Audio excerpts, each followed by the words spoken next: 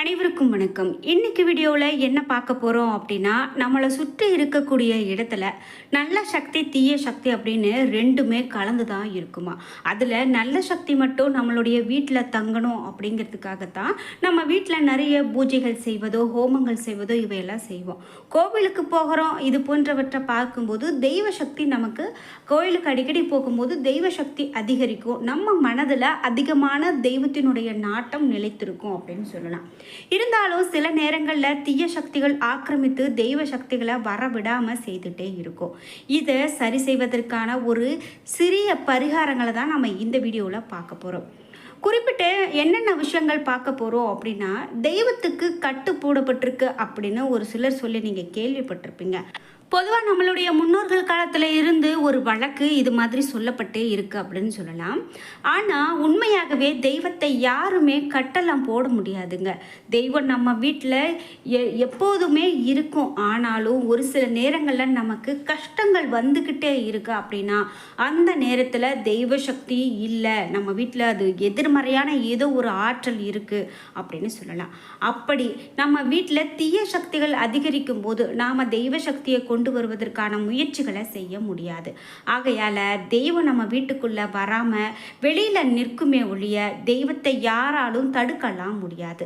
சரி, நாம் இந்த வீடியோவில் சிறிய பரிகாரங்களோ, அதாவது தெய்வ சக்தி நம்ம வீட்டில் நிலைத்திருக்க தீய சக்திகள் நம்ம ஒரு கெட்டது நடக்க விடாமல் பார்க்கறதுக்கான விஷயங்களை தான் பார்க்க போகிறோம்.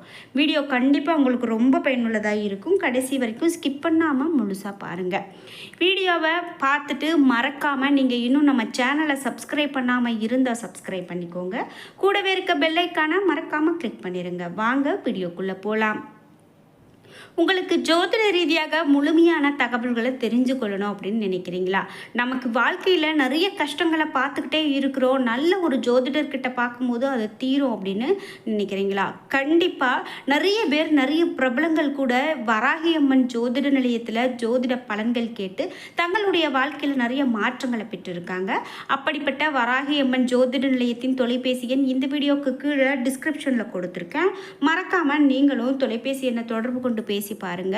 கண்டிப்பா உங்க வாழ்க்கையில இருக்கக்கூடிய எல்லா பிரச்சனைகளுக்கும் சரியான முறையில் தீர்வு கிடைக்கும். நம்ம வீட்டில் தெய்வ சக்தி நிலைத்திருக்கணும் அப்படின்னா ஒரு சில பரிகாரங்களை சொல்கிறாங்க. அதை செய்யும்போது கண்டிப்பாக நம்ம வீட்டில் இருக்கும் தீய சக்திகள் தானாக வெளியேறுவதோடு மட்டும் இல்லாமல் தெய்வ சக்தி உள்ளே வரவும் நாம் துர்சக்திகளும் நம்மை நெருங்காதவாறும் பாதுகாப்பாக இருக்கக்கூடிய பரிகாரங்கள் அப்படின்னு சொல்கிறாங்க. இந்த பரிகாரத்துக்கு நமக்கு தேவை கைப்பிடி பச்சரிசி, கொஞ்சம் மஞ்சள், அதே போல் 5 மிளகு. இது இருந்தால் போதும். ஒரு தட்டில் நீங்கள் எடுத்து வைத்திருக்கக்கூடிய பச்சரிசியை போட்டு அதில் மஞ்சளையும் சேர்த்து நன்றாக கலந்து விடுங்க. அது அட்சதை போல தயார் செய்து கொள்ள வேண்டும். இதோடு மிளகையும் சேர்த்து கலந்த பிறகு உங்களுடைய வீட்டு நிலைவாசலுக்கு வந்து 2 புறமும் கைகளால் இந்த பச்சரிசியை எடுத்து வைக்கணும். அதை வைக்கும் போது இந்த ஒரு மந்திரத்தை சொல்லணும். அதாவது ஓம் பைரவாய நமக என்ற மந்திரத்தை சொல்லுங்க. ஏன் நம்ம பைரவரை சொல்கிறோம் அப்படின்னா, எப்போதுமே நமக்கு பாதுகாப்பாக இருக்கக்கூடிய கடவுள் தான் பைரவர். சிவபெருமானுடைய அம்சம்தான் பைரவர். அப்படி பாதுகாப்பாக நமக்கு இருக்கக்கூடிய பைரவருடைய மந்திரத்தை சொல்லி வழிபாடு செய்யலாம். எப்போதுமே மிளகு அப்படின்னு பார்க்கும்போது மிளகு தீபமாகட்டும், அல்லது மிளகு அப்படின்னு பார்க்கும்போது பைரவருடைய வழிபாடு சொல்லுவோம். இப்படி இந்த ஓம் பைரவாய நமக என்று சொல்லியபடி நாம் 2 புறமும் இந்த பச்சரிசியை மிளகோடு சேர்த்து வச்சிடலாம். வீடியோவை பார்த்துட்டு இருக்கும் போதே கமெண்ட் பாக்ஸில் ஓம் பைரவாய நமக என்று 3 முறை பதிவிட்டுட்டு வீடியோவை தொடர்ந்து பாருங்கள். கண்டிப்பாக பைரவர் நமக்கு துணையாக இருப்பார்.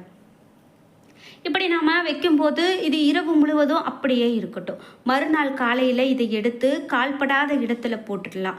வீட்டில் அதிக அளவில் பிரச்சனைகள் இருப்பதாக தோன்றியது அப்படின்னா சில நாட்களுக்கு இதை தொடர்ந்து செய்யுங்க. அப்படி இல்லாத பட்சத்தில் வாரத்துக்கு ஒரு முறை இப்படி செய்வது கூட வழக்கமாக வச்சிருக்கலாம். எந்த துர்சக்தியும் நம்மை நெருங்காது அப்படின்னு சொல்லுவாங்க. இது மட்டும் இல்லாமல் பணம் சம்மந்தப்பட்ட அனைத்து விதமான வேண்டுதல்களுமே நிறைவேற இது போன்று நாம் செய்து பார்க்கலாங்க. கண்டிப்பாக அது நமக்கு பலனை கொடுக்கும். மேலும் தீய சக்திகளை விரட்ட செய்யக்கூடிய இது போன்ற பரிகார முறைகளில் உங்களுக்கும் நம்பிக்கை இருக்குது அப்படின்னா இந்த எளிய பரிகாரத்தை நீங்களும் செய்து பாருங்கள். எந்த விதமான தீய சக்திகள் ஆக்கிரமித்திருந்தாலும் அது உங்களை விட்டு விலகி செல்லும், குடும்பத்தாரை விட்டு விலகி செல்லும். கண்டிப்பாக உங்களுக்கு நிம்மதி கிடைக்கும் அப்படின்னு சொல்லலாம். மேலும் இந்த தீய சக்திகள் விலகி ஓடவும் தெய்வ சக்தி குடியேறவும் வீட்டில் நாம் நிலைவாசலில் இந்த 2 பொருட்களை ஒன்றாக சேர்த்து வைங்க அப்படின்னு சொல்கிறாங்க. என்ன 2 பொருட்கள் அப்படின்னா, நம்ம வீட்டில் எப்போதுமே நிலைவாசலில் அந்த பொருட்கள்லாம் தொங்க விடுவது அப்படிங்கிறது காலாகாலமாக நம்ம கடைப்பிடிச்சிட்டு வர்றது தான். இப்படி நிறைய விஷயங்கள் நம்ம வீட்டில் தெய்வ சக்தி நிலைத்திருக்கிறதுக்காக சொல்லுவாங்க.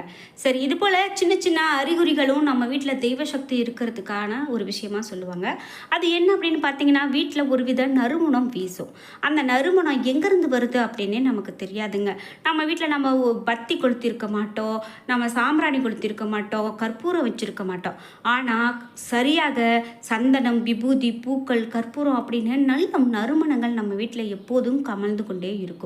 பூஜைக்கு இருக்கக்கூடிய எலுமிச்சம்பழம் காய்ந்து போகாமல் பார்த்துக்கிறது ரொம்ப நல்லது. அதாவது காய்ந்து போகலாம், ஆனால் அழுகி போகக்கூடாது.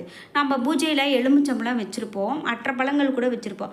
ஆனாலுமே அதெல்லாம் காய்ந்து போகணுமே தவிர அழுகி போகாமல் இருந்தது அப்படின்னா கண்டிப்பாக நம்ம வீட்டில் தெய்வ சக்தி இருக்குது அப்படின்னு சொல்லலாம். ஆனால் அது அழுகி போனது அப்படின்னா ஏதோ ஒரு எதிர்மறையான விளைவு, எதிர்மறையான ஆற்றல் இங்கு இருக்கிறது அப்படின்னு சொல்லலாம். அதே போல் சாமி படங்களுக்கு வைக்கக்கூடிய மஞ்சள், குங்குமம் இதெல்லாம் ஒரு வாரம் ஆனாலும் பொலிவாகவே இருக்கும். சாமி படங்களில் வைக்கக்கூடிய இந்த பூக்கள் சீக்கிரமாக காய்ந்து போகாது. அப்படி காய்ந்து போகாமல் இருந்தாலே அது மிக பெரும் சிறப்புன்னு சொல்லலாம். நல்ல செயலுக்கான எண்ணங்கள் நம்மளுடைய மனதில் அடிக்கடி வீட்டில் தோன்றிட்டே இருக்கும்.